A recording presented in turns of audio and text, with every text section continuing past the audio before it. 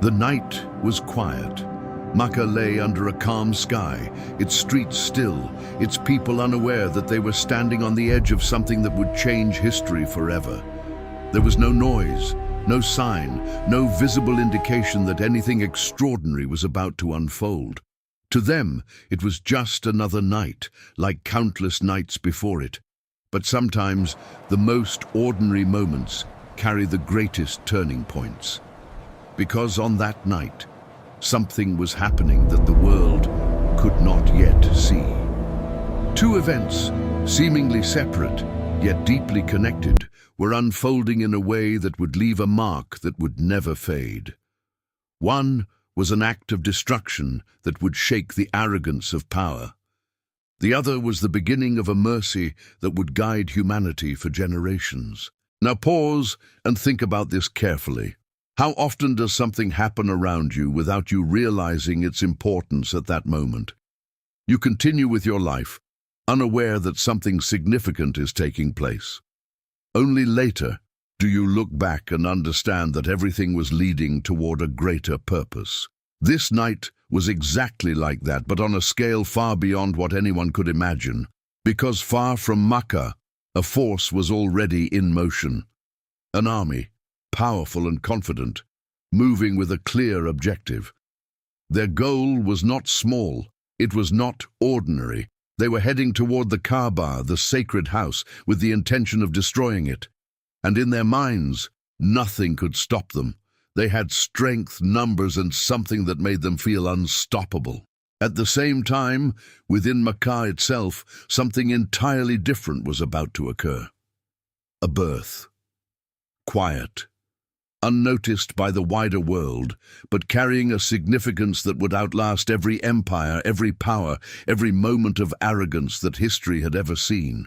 This is where the contrast begins to form. On one side, power, force, and destruction. On the other side, mercy, guidance, and a beginning that would reshape everything. And both of these were happening in the same year, under the same sky, within the same flow of time. Coincidence, or something far more deliberate? Because when you look at it closely, it becomes difficult to believe that these events were separate. That one had nothing to do with the other. The timing alone forces you to pause, to question, to wonder if there is a deeper connection that most people never stop to consider. Now imagine the people of Makkah at that time, living their lives, unaware that a threat was approaching, unaware that their world was about to witness something that would challenge everything they believed about power and protection, and at the same time unaware that among them a child was about to be born who would one day carry a message that would reach beyond their city, beyond their time, beyond anything they could comprehend. This is how Allah's plan unfolds, not always in ways that are immediately visible, not always in ways that people can understand at the moment, but with precision, with timing, with a connection between events that only becomes clear when you step back and reflect. Because what was about to happen was not just a story of an army and a city. It was not just a moment of destruction followed by a birth. It was something much deeper, a message, a sign, a reminder that power does not belong to those who appear strong, and that protection comes from a source beyond human understanding. As the night passed, as time moved forward, the stage was being set, an army moving closer, confident in its strength, a city waiting, unaware of what was coming, and within that city, a beginning so quiet yet so powerful that it would eventually change the course of history. But before that mercy would fully appear, something else had to happen. Something that would demonstrate a truth that people often forget, that no matter how powerful something looks, it remains limited. And no matter how small something seems, it can carry a power far greater than anyone expects, because the army that was approaching Makkah believed they could not be stopped. And in that belief, they were about to face a reality that would leave them as nothing more than a lesson for those who come after. Far from the quiet streets of Makkah, an army was moving with confidence, strength, and a belief that nothing could stand in its way. This was not a small group, not an uncertain attempt, but a force that carried with it power, preparation, and a clear intention. At its head was Abraha, a ruler who had already proven his authority, a man who believed that his ambition could not be challenged. His goal was not hidden. It was bold, direct, and shocking. He wanted to destroy the Kaaba, the very house that people of Makkah honored, the place connected to their history, their identity, and their sense of sacredness. To him, it was not untouchable. It was something that stood in the way of his own vision, his own desire for recognition and dominance. Now think about the mindset behind this. To look at something respected, something protected for generations, and believe that you have the power to erase it. This is not just strength. This is arrogance. The kind of arrogance that comes when a person begins to believe that their power is absolute, that nothing exists beyond their control. Abraha did not come alone. He came with a force designed to intimidate, to overwhelm, to make resistance seem impossible. Among them were elephants, something the people of Arabia had never seen in battle before. Massive, powerful, and unfamiliar. Just their presence was enough to create fear. Imagine seeing that for the first time. Creatures so large, moving with the army, carrying weight, creating a sense that this was not an ordinary force. It was meant to send a message before even arriving. That resistance would be useless, that fear should come before confrontation. This is how power often presents itself, not just through action, but through appearance, through creating an image that makes others feel small, weak, and unable to respond. And for the people of Makkah, this was exactly what they were facing. An army that looked unstoppable, led by a man who believed he could reshape reality according to his will. Now pause and reflect on this contrast. On one side, a massive army, prepared, organized, and confident. On the other side, a city with no army to defend itself, no power to match what was coming, no strategy that could stand against such force. From a human perspective, the outcome seemed clear. There was no competition, no balance, no hope of resistance. And this is where fear naturally begins. Because when you look at a situation like this, you start to measure it based on what you can see. Numbers, strength, resources, visible power. And when one side has everything and the other has nothing, the conclusion feels obvious. But this is where human understanding often stops too early. Because it focuses only on what is visible. It measures power based on what can be seen, touched, and calculated. It does not consider what lies beyond that. It does not consider that there is a level of control that is not visible, but far more powerful than anything in front of you. Abraham and his army were moving forward with certainty. Every step brings them closer to Makkah, closer to their goal. There was no hesitation, no doubt, no expectation that anything could interrupt what they had planned, because from their perspective, everything was already decided. But this is where the deeper reality begins to reveal itself, because when a person becomes too certain in their own power, they often forget something critical, that their strength is limited, that their control is not complete, and that there is always a power above them even if they choose to ignore it. Now think about how often this pattern repeats. People gaining power, believing they are untouchable, assuming that nothing can challenge them. And in that belief, they begin to act without awareness, without humility, without recognizing the limits of what they truly control. This is exactly where Abraha stood. At the peak of confidence, surrounded by strength, moving toward a goal that seemed guaranteed. And yet, he was about to face something he had not accounted for, something that could not be measured, predicted, or resisted in the way he understood power. Because no matter how strong something appears, it remains within the control of Allah. And when that reality becomes visible, it does not come gradually. It comes in a way that changes everything at once. And as the army moved closer, as the tension increased, as the outcome seemed certain, something was about to happen. that no one in that army had prepared for, something that would turn their confidence into confusion, their strength into weakness, and their plan into a lesson that would be remembered long after they were gone. Because what was about to stop them would not come from another army. It would not come from resistance. It would come from a source they never considered. The army had reached its final approach. Every step had brought them closer to Makkah, closer to their goal, closer to a moment they believed was already decided. The power they carried, the confidence they held, the certainty in their minds, all pointed to one outcome. Nothing stood in their way. Nothing from what they could see could stop them. But this is where reality begins to shift, because sometimes the moment when everything feels most certain is the moment when everything is about to change. As they prepared to advance, something unexpected happened. The very force they relied on, the very symbol of their power, began to fail them. The elephants, massive and strong, refused to move forward. No matter how much they were pushed, no matter how much effort was made, they would not proceed towards the Kaaba. Now pause and think about this. An army built on control, on command, suddenly facing something it cannot control. A creature trained to obey, suddenly refusing to follow. This was not just a delay. It was the first sign that something was not going according to their plan. But the real moment had not yet come.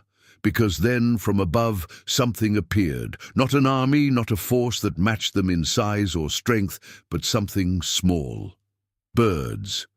At first, it may have seemed insignificant, creatures that posed no threat, something that could be ignored. But what followed was beyond anything they could have imagined. Each bird carried small stones, and as they approached, those stones were released upon the army below. Now think about the contrast. On one side, a massive army, equipped, prepared, confident. On the other side, small birds, carrying something that seemed too insignificant to matter. From a human perspective, this would not even be considered a confrontation. It would be dismissed before it began. And yet, in that moment, everything changed. The stones did not fall as ordinary stones. They struck with precision, with force, with a result that no one could have predicted. One by one, the soldiers began to fall. Strength turned into weakness. Order turned into chaos. Confidence turned into fear. The army that believed itself unstoppable was being destroyed in a way it could not fight against, could not defend itself from, and could not understand. There was no strategy, no counter, no response that could change what was happening. Because this was not a battle between two equal forces. This was a demonstration that power does not belong to those who appear strong. Now pause and reflect on this deeply. The people of Makkah had no army, no weapons, no power to defend themselves against what was coming. From every visible angle they were helpless. But they were not unprotected, because protection does not always come in the way you expect. This is where the reality of divine power becomes clear. Allah does not need large armies to defeat large armies. He does not need equal force to overcome power. When He wills something, it happens in a way that leaves no doubt about its source. And this is exactly what happened. The army was not just defeated, it was destroyed completely, reduced to something that would be remembered not for its strength, but for its failure.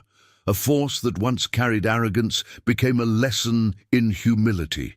Now imagine witnessing this, seeing an army that seemed invincible suddenly collapsed, watching something small overcome something massive. It would leave a mark that could not be ignored.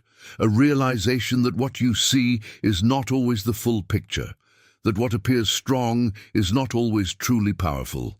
This is why this event was not just destruction, it was a sign that would remain in memory, a reminder that Allah protects what He wills in ways that go beyond human understanding. And this is where the connection begins to form, because this moment did not happen in isolation.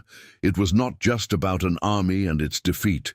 It was part of something larger, something that was unfolding at the same time, because in the same year that this power was destroyed, something else was happening, something quiet, something unnoticed by the world at that moment, but carrying a significance far greater than the fall of an army.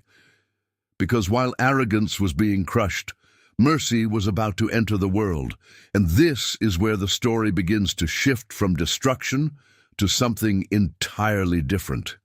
Something that would not just affect one moment, but every moment that would come after it. While the echoes of destruction were still fresh, while the memory of a powerful army being reduced to nothing was still settling in the minds of people, something entirely different was unfolding in Makkah. Something quiet, gentle, and almost unnoticed in comparison to what had just happened. A child was born, no armies, no noise, no visible sign that the world had just changed. Just a simple moment, like countless births before it. But this was not an ordinary birth. This was the beginning of something that would reshape humanity in a way no one present could fully understand. Now pause and reflect on this contrast. On one side, an army with elephants, power and arrogance, destroyed in a dramatic and unforgettable way. On the other side, a newborn child, fragile, small and seemingly insignificant in the eyes of the world. Which one appears more powerful? From a human perspective, the answer feels obvious, but reality tells a different story, because the army that seemed unstoppable disappeared, while the child who seemed vulnerable would grow to carry a message that no force could erase. This is how Allah's plan unfolds, not always through what appears strong, but through what carries truth. Not always through noise and display, but through quiet beginnings that grow into something far greater than anything that came before. The birth of Prophet Muhammad ﷺ did not come with the kind of attention people expect for something significant. There were no crowds gathering in anticipation, no announcements declaring what had just happened. The world continued as it was, unaware that among them was someone who would soon change everything. And this is important, because sometimes the most important events in history begin in ways that seem ordinary. They do not demand attention immediately. They do not force recognition. They unfold gradually, revealing their significance over time. In the same year that Allah demonstrated His power by destroying an army, He also introduced His mercy through the birth of His final messenger, sallallahu alaihi wasallam. One event showed that no force can stand against Allah. The other showed that guidance would now come in a form that humanity could follow. Destruction and mercy, power and mercy, both appearing in the same moment in history, both carrying a message, both connected in a way that becomes clear only when you reflect. Because the destruction of the army was not just about protection, it was about preparation. The Kaaba, the house that had been targeted, was preserved, not just for that moment, but for what was to come. Because soon, that same house would become the center of a message that would call people toward the worship of one. And the one who would carry that message had just been born. Imagine the people of Makkah. They had witnessed something extraordinary, an army defeated in a way that made no sense from a human perspective, a clear sign that something beyond their understanding was at work. And yet, at the same time, they remained unaware that the answer to what they had witnessed was already among them. Because the one who would explain, who would guide, who would bring clarity to what had happened, was still a child, still growing, still waiting for the moment when his mission would begin. This is how divine timing works, not rushed, not delayed, but precise. Everything placed in its moment, everything connected in a way that reveals meaning when the time is right. Now reflect on this again. A world where power seemed to belong to those with strength suddenly showed that strength means nothing without permission. And at the same time, a message of guidance was introduced quietly. through the birth of someone who would redefine what true power actually is. Because real power is not in destruction, it is in guidance, not in forcing others, but in leading them toward truth. And this is what the birth of Prophet Muhammad ﷺ represents. Not just a new beginning, but the continuation of a message that would bring clarity to everything that came before. And yet, many people see these events as separate, a story of an army, a story of a birth. But when you look deeper, you begin to see that they are connected. That one prepares for the other. That one clears the path for what is to come. Because what happened that year was not random. It was not a coincidence. It was part of something greater, something that carries a message that goes beyond the events themselves. And to understand that meaning, you have to look at why these two moments were placed together, why destruction came before mercy, why protection came before guidance. Because in that connection lies a lesson that speaks not just to that time, but to you now. At first, it may seem like two separate stories. An army destroyed, a child is born, one dramatic, one quiet, one filled with visible power, the other beginning in silence. But when you step back and reflect, a deeper question begins to form. Why did these events happen in the same year? Why was the destruction of Abraha's army placed so close to the birth of Prophet Muhammad ﷺ? Because in the way Allah arranges events, nothing is random. Every moment carries meaning, every connection carries purpose. And when two major events happen side by side, it is not a coincidence, it is a message waiting to be understood. Now, think about what was at stake. The Kaaba, the house built for the worship of Allah, was about to be destroyed, not by a small threat, but by a powerful army that seemed unstoppable. If it had been destroyed, the center of worship, the symbol of unity, would have been lost. But Allah protected it, not through human strength, not through defense, but through a demonstration that left no doubt about where true power lies. In that same period, the one who would call people back to the purpose of that house was born. Now pause and reflect on this connection. Protection came first, then guidance followed. The house was preserved, and then the one who would restore its meaning entered the world. This is not random timing, this is preparation. Because what is a place of worship without guidance, and what is guidance without a place to unite around? Both are connected. Both complete each other, and this is what was being established at that moment. The destruction of the army showed something powerful, that no matter how strong a force appears, it cannot overcome what Allah chooses to protect. It was a message to the people of Makkah, and beyond them, that the Kaaba was not just a structure, it was under divine protection, not because of the people around it, but because of its purpose. Then came the birth of the Prophet ﷺ, who would later stand at that same Kaaba and call people toward the worship of one, toward the same truth that had been protected just years before his message would begin. Now look at the contrast again. On one side, destruction removed arrogance. On the other side, a birth that would bring humility, guidance, and mercy. One cleared the way, the other filled it with meaning. Because sometimes, before something great begins, something else must be removed, not always in a way that is obvious at the moment, but in a way that becomes clear later. The power that stood against the Kaaba was removed, and then the message that would restore its purpose was introduced. This is how Allah prepares the path, not just by bringing something new, but by ensuring that what stands in its way is dealt with first. And when you see it this way, the connection becomes undeniable. Now think about what this teaches you, that what happens around you is not always separate. Events that seem unrelated may actually be part of a larger plan. Something happening in one moment may be preparing for something else in the future. But because you see things in isolation, you miss the connection. The people of Makkah witnessed the destruction of the army.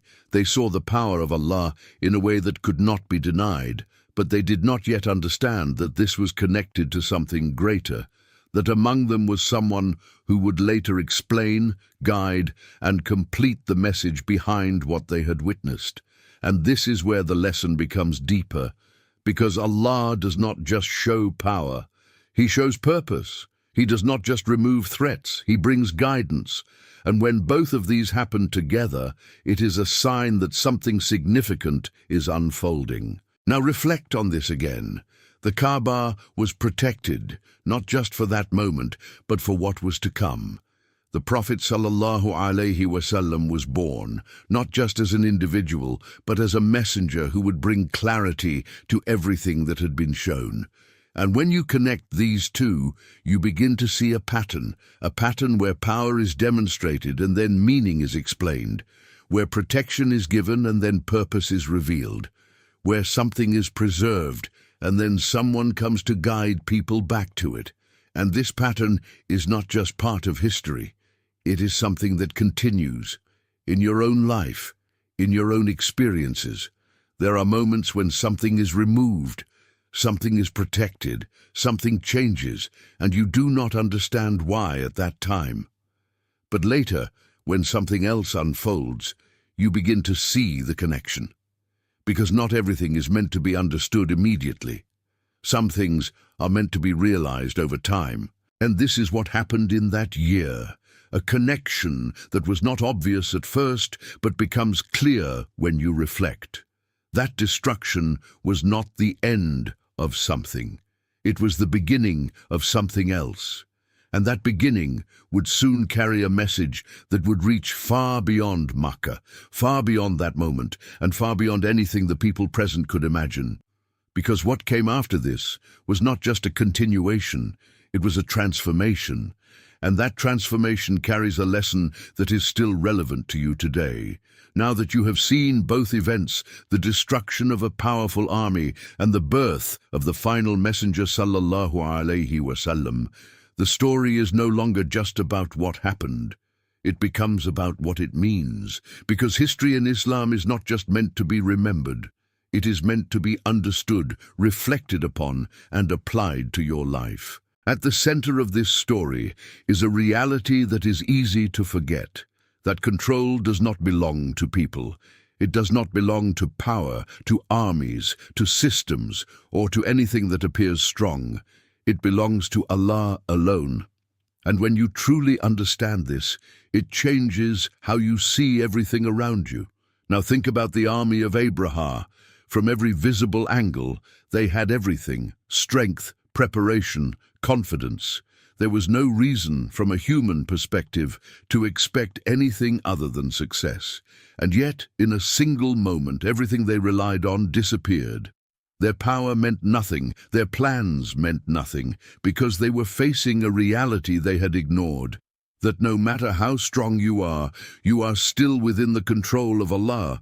And this is not just a lesson for them, it is a lesson for you. Because even today, people look at power in the same way. They measure it through what they can see: money, influence, status, systems. And when they see something that appears strong, they assume it is unstoppable. But this story reminds you that what you see is not the full picture, that there is always a level of control beyond what you can measure.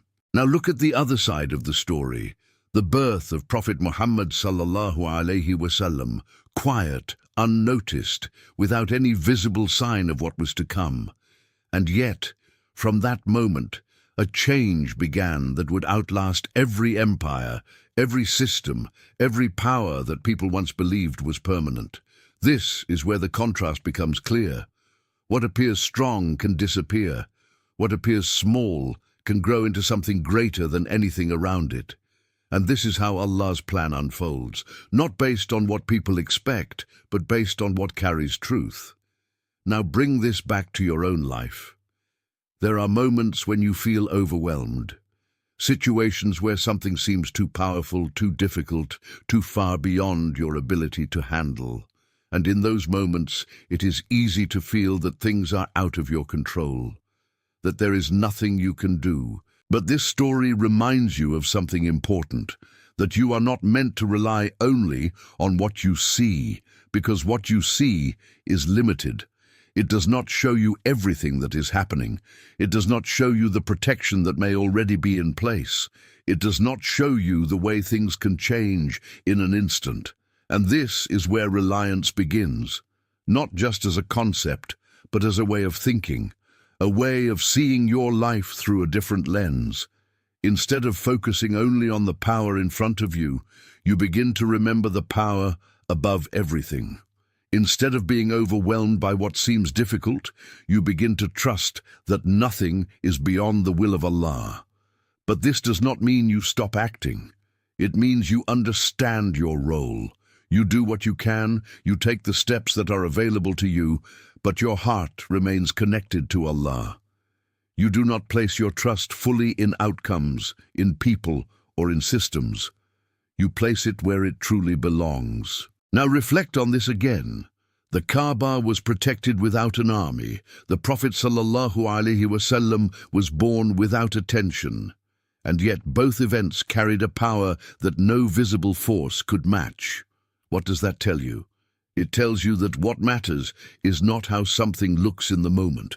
What matters is what Allah has planned for it, because His plan is not limited by what you see, by what you expect, or by what you think is possible. And this is where the real lesson begins to settle. That your life is not just a series of random events, that what happens around you, even when it feels disconnected, may be part of something larger, something that you do not fully understand yet, but will become clear with time. So the next time you face something that feels overwhelming, remember this story. Remember that an army once thought it was unstoppable, and it was destroyed in a way no one expected. Remember that a child was born quietly, and that child would change the world, because in that contrast lies your answer. That what appears strong is not always powerful, and what appears small is not always weak, and above all, that everything remains within the control of Allah.